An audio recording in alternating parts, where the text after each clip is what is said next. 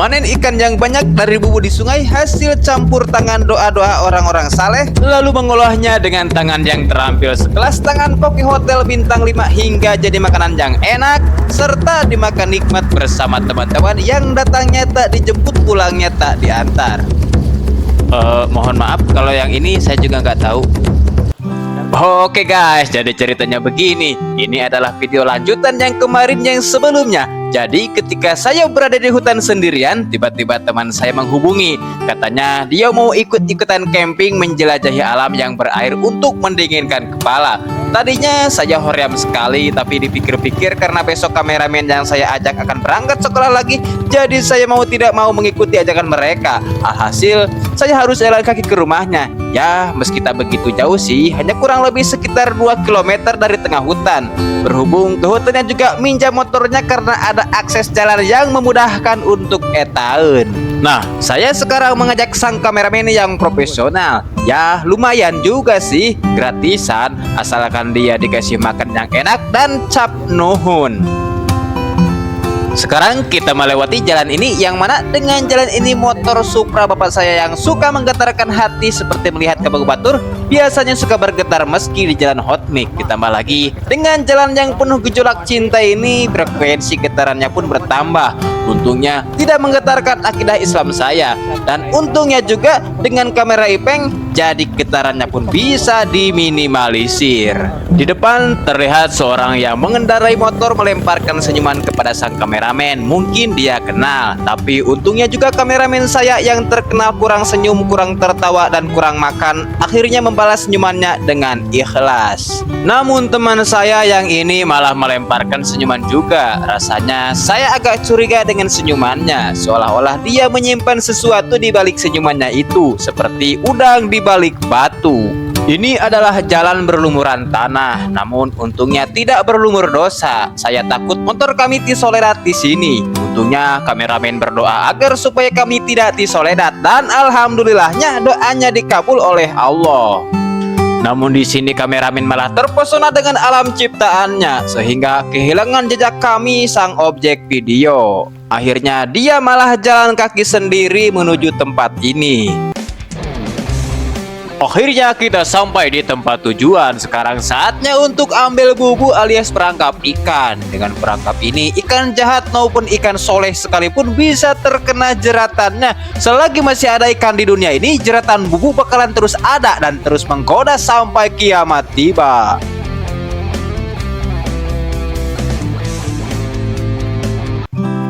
Di sini teman saya bukannya bantuin saya ambil bubu, dia malah terpesona dengan benda asing yang menurut dia bentuknya tidak asing lagi, seperti sesuatu yang sangat dikenalnya.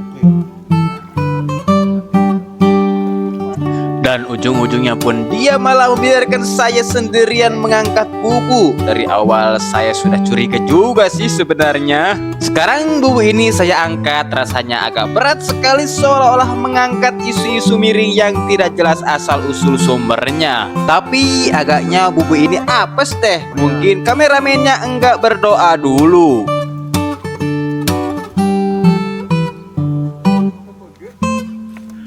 Nah, ini adalah batu pemberat yang memberatkan dan membebani bubu ini, meski tak seberat beban kehidupan yang membuat iman-iman manusia agak oleng sedikit. Dan ternyata hanya dapat 1 udang dari bubu ini teman-teman. Untungnya di ember sudah ada beberapa ikan hasil tangkapan kemarin, jadinya lumayan juga buat makan-makan. Ternyata udangnya bukan cuma hanya 1, melainkan ada temannya yang lain yang sembunyi di balik jahitan-jahitan bubu. Ternyata temannya ini kurang ajar, membiarkan temannya yang lain supaya tertangkap, dan hampir saya terkelabui olehnya. Padahal mereka sesama udang adalah teman sejati. Ternyata ada juga ya teman yang kayak gini. Sekarang saya berjalan lagi menuju bubu yang satunya lagi. Mudah-mudahan ada ikan yang banyak. Dan ya, lagi-lagi kameramen saya malah terpesona dengan rumput berduri yang tajam setajam obrolan tetangga yang suka nyerocos sana sini tanpa rem. Jika kalian tahu, ini namanya adalah rumput putri malu, yang bila dicolek sedikit dia malah malu-malu seakan-akan dia memang pemalu, padahal dia ini aslinya nggak tahu malu. Buktinya hidup di tanah orang lain nojosan cokor batur anu teu make sendal. Nah, kameramen saya malah mencolek-colek Putri Malu seolah-olah gak ada colekin yang lain saja.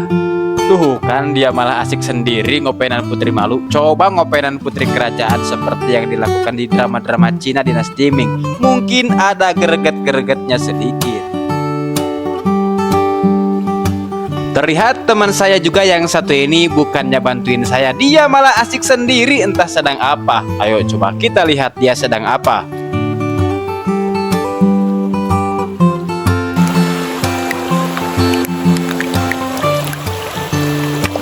Ternyata itu adalah benda asing yang dia amati tadi waktu saya angkat bubu pertama. Tapi baginya seolah-olah itu bukan benda asing. Mungkin mengingatkannya akan sesuatu benda yang bisa dipermainkan seperti itu. Tapi kayaknya yang ini beda, keras dan terbuat dari keramik bukan lunak.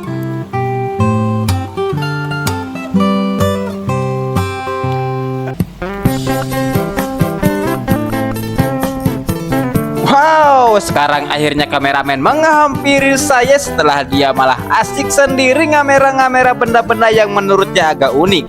Sampai-sampai saya juga bingung dengan kelakuan orang-orang yang saya ajak ini. Nah, ini adalah bubu yang terakhir. Meski bentuknya petot seperti amal soleh kita yang tercampur dosa, tapi ya terlihat ikan-ikan yang bercingkrak-cingkrak di dalam bubu petot ini. Seakan-akan dan seolah-olah mereka memanggil-manggil nama saya dan ingin mensubscribe channel saya ini. Mungkin mereka termasuk fans-fans saya dari dimensi air. Tapi itu hanya pendapat saya sih. Ya, bisa saja mereka sedang asik ngagibah dengan teman-temannya di balik batu yang ngahulong itu. Dan mereka bisa-bisanya tertangkap turun-temurun oleh bubu. Ternyata mereka tidak belajar dari masa lalu dan sejarah terhadap apa yang manusia perbuat terhadap koloni mereka. Dan alhamdulillahnya ikan yang ada di ember menjadi banyak. Dan saya juga sangat senang sekali seperti senangnya mendapat senyuman dari Kabogoh Batur. Si koplok kayu Kabogoh Batur. Nah, udang ini cukup besar untuk ukuran udang sungai yang kayak gini. Perlu kalian tahu teman-teman bahwa umpan untuk bubu ini adalah pejit ayam broiler dari Mang Engkos, sang penjual ayam broiler di Banjaranyar. Namun ternyata teman saya yang baju hitam itu kenapa nggak mau membantu saya sama sekali? Ternyata dia belum selesai memainkan benda tadi yang dicolok-colok olehnya, hingga saya curiga apa yang dilakukannya karena lepas dari pandangan saya dan pandangan kameramen. Namun lama-lama dia menghampiri saya juga. Kukira dia mau membantu apa yang saya lakukan. Ternyata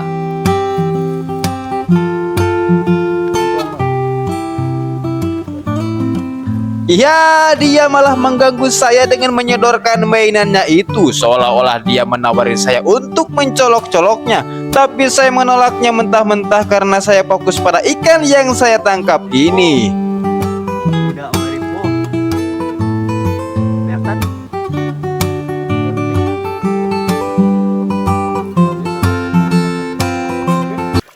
Sekarang saya membersihkan bubunya dari kotoran-kotoran yang menempel agar berguguran seperti gugurnya dosa-dosa manusia dengan taubatan nasuha.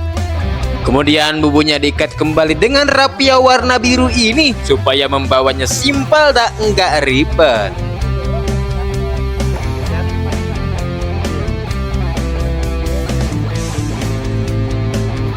Nah, ini adalah mainan yang dimainkan si Mamang yang baju hitam dan celana dengan lututnya yang melotot alias sobek. Yang mana pada awalnya dicari lalu dibersihkan dengan tersenyum-senyum. Kemudian setelah bersih dimainkanlah sampai sepuas hati. Tapi begitu beliau puas dan sudah bosan, mainannya malah ditinggalkan begitu saja seperti tidak ada gunanya lagi.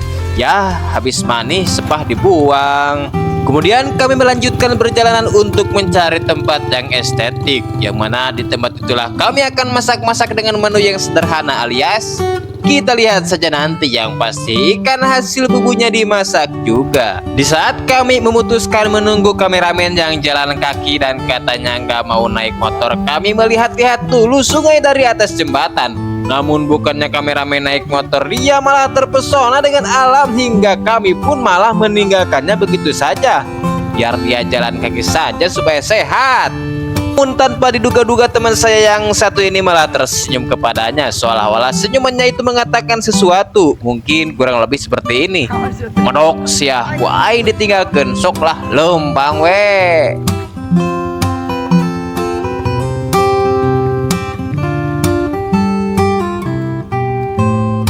Setelah jalan kaki beberapa puluh meter, akhirnya sang kameramen sampai juga di tempat parkir dekat makam. Terlihat wajah kameramen sangat kesal sekali pada kami berdua. Tapi perasaan saya nggak salah apa-apa deh. Dianya aja yang nggak mau naik motor.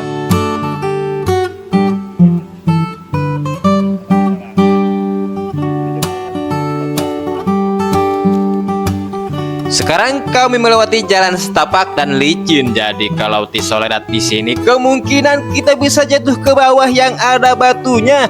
Tapi lebih soak lagi jika kita Tisoledat di jembatan Sirotol Mustaqim yang di bawahnya ada api jahanam yang siap memangsa orang-orang berdosa seperti. Sudahlah, lupakan. Terlihat di bawah sana air mengalir dengan indahnya melewati dasar bebatuan yang terhampar. Suara nyanyian air yang indah membuat kita seolah-olah dimanjakan oleh alam. Dan dinginnya air yang melewati kaki serasa kita berada di alam lain yang jauh dari teriakan knalpot-knalpot yang bentuknya bukan seperti knalpot.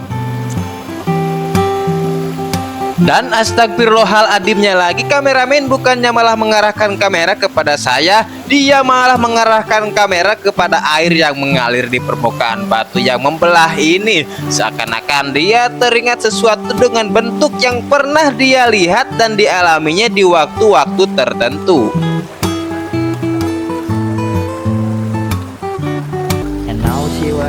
Nah, kalau yang ini saya juga bingung entah dia mau ngapain. Ya, ternyata dia malah senam dengan gerakan-gerakan tak jelas, tanpa arah, tanpa tujuan, tanpa ilmu, tanpa guru, tanpa bimbingan, tanpa riado, hingga membuat gerakan-gerakan yang gak jelas dan gak bisa dijelaskan dengan akal sehat. Ya sudah, daripada buang-buang waktu, karena waktu tak akan pernah kembali lagi untuk selamanya seperti cinta yang telah hangus. Sekarang kita keluarkan alat-alat musik kita dari kantong ajaib ini yang sudah 10 tahun menemani saya semenjak zaman mondok.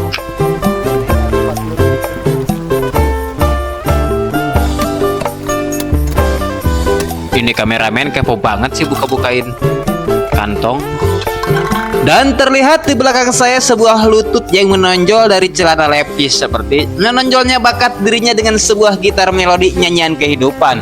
Lutut yang bersinar dengan pantulan cahaya matahari membuat sebuah orang takjub karena silaunya. Sehingga dengan hal itu, jika kita tidak mempunyai bakat yang menonjol, percayalah bakal ada lutut yang menonjol di balik sobeknya celana levis jika kita membuat sobekan itu.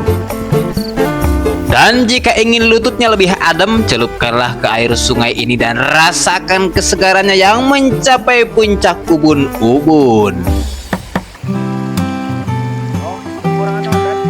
Nah, sekarang mungkin dia sudah lelah megang lututnya. Lalu beliau mengeluarkan sebuah makanan yang bulat-bulat hitam seperti tai kucing.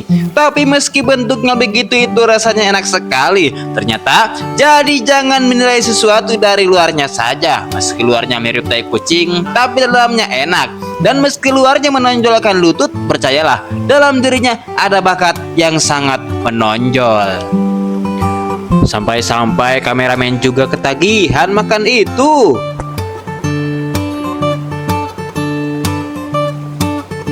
Dan ternyata bukan itu saja yang dikeluarkan olehnya. Ternyata ada lagi makanan, yaitu keripik singkong yang renyah seperti renyahnya manusia yang ambruk ke dalam neraka jahanam. Saking renyahnya keripik itu, beliau menikmati sambil kriuk-kriuk. Karena giginya masih lengkap, tak seperti gigi kakek-kakek dan nenek-nenek usia tua yang tak punya gigi sama sekali. Bersyukurlah kalian yang masih punya gigi. Motor saya juga masih ada giginya, belum pindah jadi motor metik.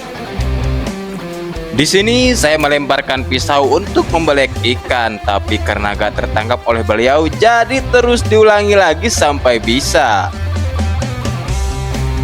Nah, sekarang si Mamang ini akan membersihkan ikan-ikannya dari kotoran-kotoran yang ada di dalamnya supaya rasa gurih ikan tidak bercampur dengan rasa nya. Makanya dibersihkan dulu sebelum dimasak.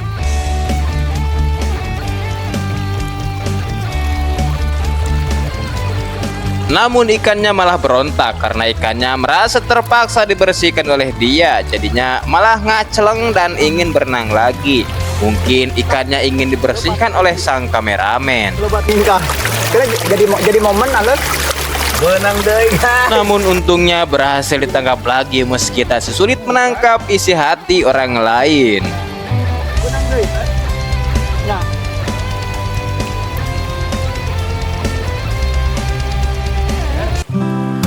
Beras yang sudah dibersihkan diberi rasa supaya ada rasa dan bisa dirasakan oleh orang yang merasakannya.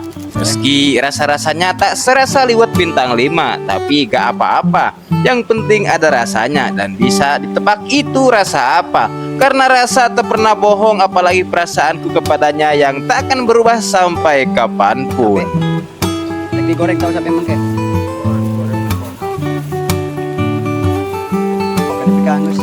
Sekarang saya mengoceknya supaya rasanya merata dan bercampur dengan daun sereh barusan.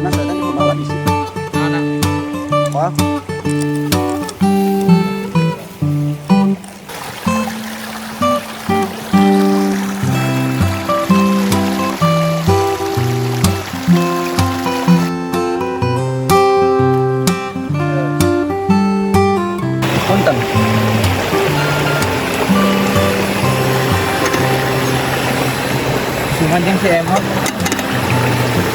Airnya sudah panas, kini saatnya untuk ngopi. Karena dengan ngopi, otak yang tadinya galau penuh pikiran duniawi, pikiran ukhrawi, pikiran bersih, pikiran kotor, apalagi kotoran hati seperti ujub ria takaburan hikdu bisa fresh lagi dan hilang.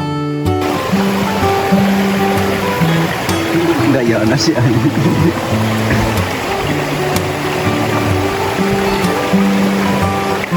Siapa ngopi mah? Hati kue. Gue sakit tuh tengah tuh anjir. Ya. Dari terus. Ketik deh. Up. Terlihat si Mamang yang lututnya sobek itu masih belum beres juga membersihkan ikan. Karena membersihkannya dengan apik dan teliti sampai-sampai dosa si ikan yang suka ngegibah dengan teman-temannya di bawah batu pun ikut bersih juga. Jika mata kalian jeli, di sini saya mengamera engkang-engkang yang mana dari tadi mengganggu si orang yang sedang membersihkan ikan. Mungkin karena dia gak kebagian jatah jadinya terus mengganggunya. Terlihat kesilauan lututnya yang menonjol seperti bakatnya, dihiasi rundayan-rundayan dari bolongnya celana yang mengelilinginya bagaikan matahari yang bersinar cerah seperti masa depan kita. Mungkin dia bangga dengan lututnya karena belum ada goresan-goresan apapun di permukaannya, gak seperti lutut orang lain yang kalau gak ada bekas luka pasti ada bulat-bulat bekas buduk. Terlihat sang kameramen seperti sedang membantu, padahal aslinya dia sedang berdebat masalah ikan yang akan digarami dengan si Mamang ini.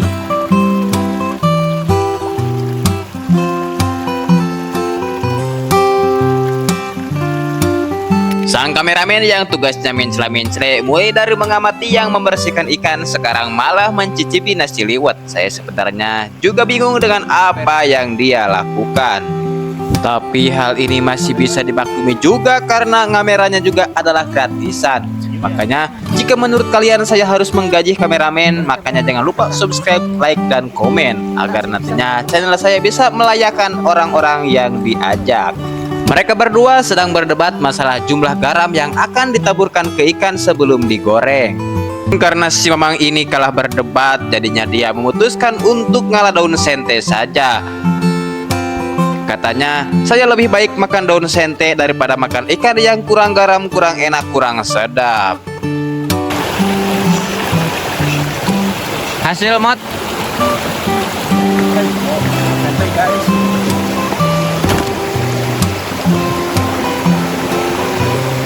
tiba-tiba datang lagi dua orang untuk meramaikan makan-makan di pinggir sungai. Katanya mereka hampir tersesat karena banyak jalan setapak yang berkelok-kelok dan tebing yang curam.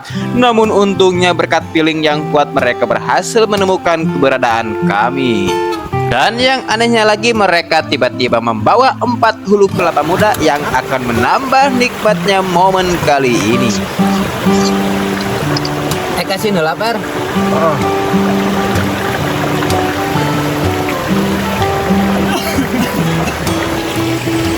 Ternyata datang pas lewat asap gitu.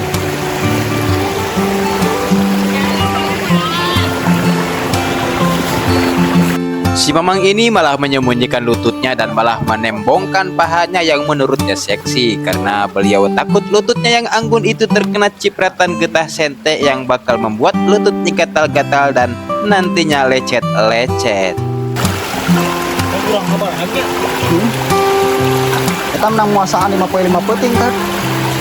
Sebenarnya kita kemasak tes. Kalau kan. Wow, minyaknya telah matang. Sekarang waktunya ikan dan udang beradu di dalam minyak yang hangat ini. Karena katelnya kecil dan kompornya kecil, jadinya menggorengnya sedikit-sedikit. Meski sedikit-sedikit ini gak lama-lama jadi bukit juga. Kebayang gak gimana rasanya memakan ikan hasil tangkapan sendiri lalu dimasak dan dimakan? Wah, kayaknya bagaikan di surga. Kameramen yang dari tadi tugasnya mencela-mencela sekarang malah bikin sambal. Katanya dia tidak percaya sama saya jika saya bikin sambal. Alhasil dia bikin sambal sendiri dan menguleknya sendiri. Ikan dan udang sudah mulai menguning, namun agak telat sedikit karena angin ngegelebuk sangat kencang membuat si api tak berapi-api. Jadinya si katel dan kompor harus dibawa ke pinggir dan ditutupi daun pisang supaya tidak terkena angin. Jadi begitulah hidup, meski sudah ada jalan tapi tetap saja ada yang menggoda dari sisi kiri kanan. Apalagi godaan yang tak terlihat seperti godaan syaitan yang membangkitkan energi dosa dari diri kita. Wah, udah matang nih. Meski tak sematang iman kita, tapi ini cukuplah buat kriuk-kriuk. Kayaknya rasanya renyah sekali. Terbayang dicampur dengan nasi putih seputih salju. Pokoknya lihat saja nanti. Ini adalah kelapa muda yang tadi dibawa. Sekarang akan dipesek dulu supaya airnya bisa diminum dan kelapanya bisa dimakan. Di tengah terik matahari bersinar yang menerangi bumi, mungkin inilah solusi yang terbaik.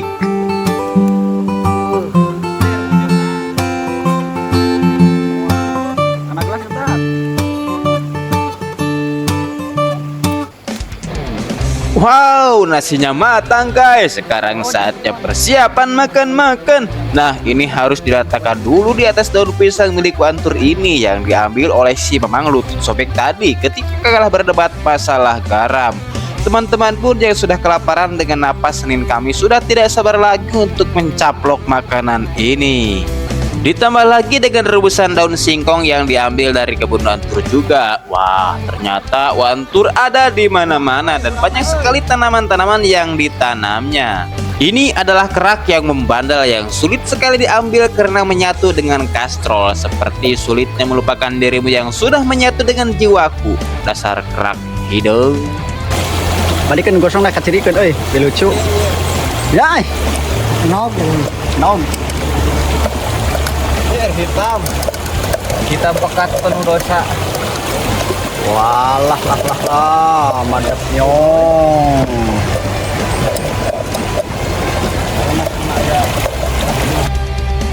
Tinggal menunggu ikan asin yang digoreng. Tercium aroma yang menyengat yang membuat rasa lapar kami semakin menjadi-jadi, seolah-olah cacing yang ada di perut pun berontak dan berdemo.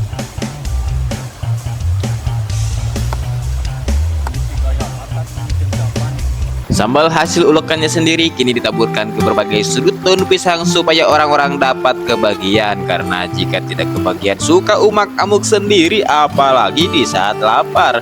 Saya heran kenapa orang lapar suka umak-amuk sendiri. Harusnya orang lapar harus sadar dengan apa yang dilakukannya. Terlihat barusan dia memakan ikan goreng dengan nikmatnya, seolah-olah tiada duanya dan tiada tandingannya. Apalagi tiada rasa, tiada hati, tiada perhatian dan ketiadaan yang menjadi ada. Hingga si Mamang yang lututnya sobek ini malah tersenyum bahagia karena sebentar lagi makan. Padahal tadi dia katanya lebih baik makan daun sente akibat kalah debat itu. Tapi kita lihat saja nanti apakah dia akan makan atau tidak. Pak yuk, Per. Pak yuk. Oh.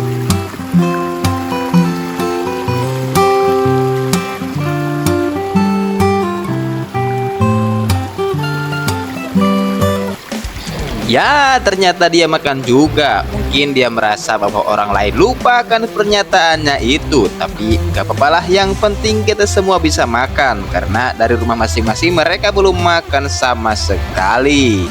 Saya ini bingung karena saya ini adalah yang punya channel, tapi kameramen malah ikut-ikutan makan. Harusnya dia ngamera dulu. Kenapa ini jadi saya yang ngamera? Padahal ini adalah tugasnya beliau. Mungkin ini akan menjadi telat makan.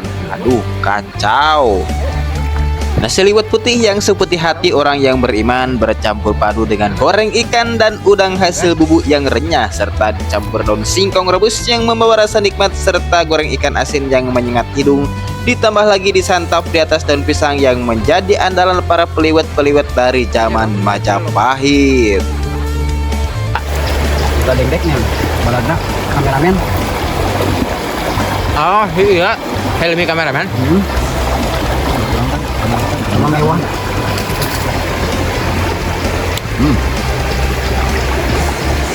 Lebih makan awe aku nya, terakhir. Awe orang kan itu.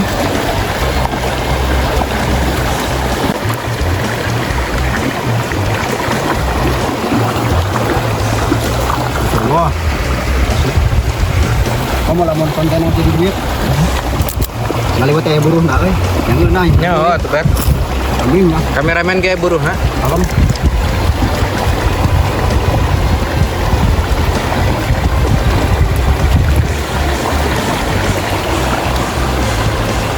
Komen geraper, tar ngomen mana mah? Mungkin ku aing di blok kalian. Mana mah yang ada langsung itu. Ngomen ayo orang nunggul kayak itu. Itu jaruk itu bebesin jadi itu. Wow, makanannya hampir habis dan teman-teman saling berguguran karena sudah kenyang dan gak muat lagi. Soalnya orang-orang tubuhnya pada tidak ada yang besar, jadinya makanan sekecil ini cukup untuk kita berlima. Ternyata si Mamang ini yang tadinya akan makan daun sente kini malah dibekal saja. Katanya daun sente itu untuk ikan jair miliknya. Mungkin dia bilang begitu karena dia malu. Yang katanya tadi gak mau makan, lebih baik makan daun sente karena ikannya kurang garam. Aduh.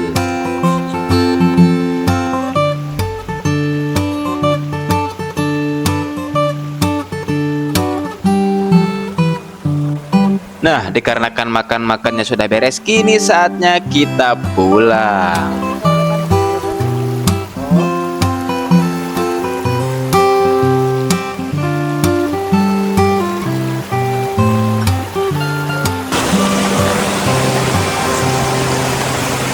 Hei, orang tiala weh.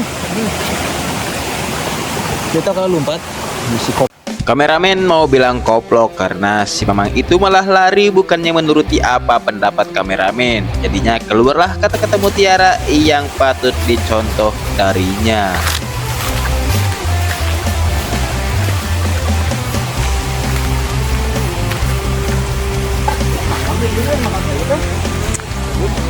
Siapa? Sok atuh tawasul. Tawasul. Dan bisa-bisanya kameramen di saat seperti ini malah nyuruh tawasul juga. Padahal kita mau pulang.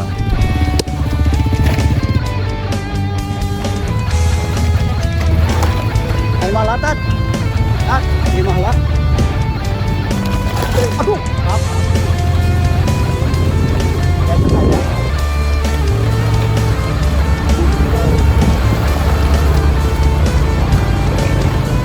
Terlihat tatapan matanya yang tajam, penuh percaya diri dan siap menghadapi dunia dalam berbagai kondisi. Sorot matanya memancarkan keberanian, keteguhan hati serta tekad yang kuat untuk terus melangkah tanpa getar menghadapi setiap tantangan dan rintangan yang datang. Wajahnya mencerminkan ketenangan seolah telah siap menerima apapun yang dibawa oleh kehidupan dengan keyakinan dan semangat yang tak mudah padam. Oke guys, cukup sekian saja dari video kali ini dan jangan lupa nantikan video selanjutnya. Komen dong, apalagi subscribe dan like. Halo guys.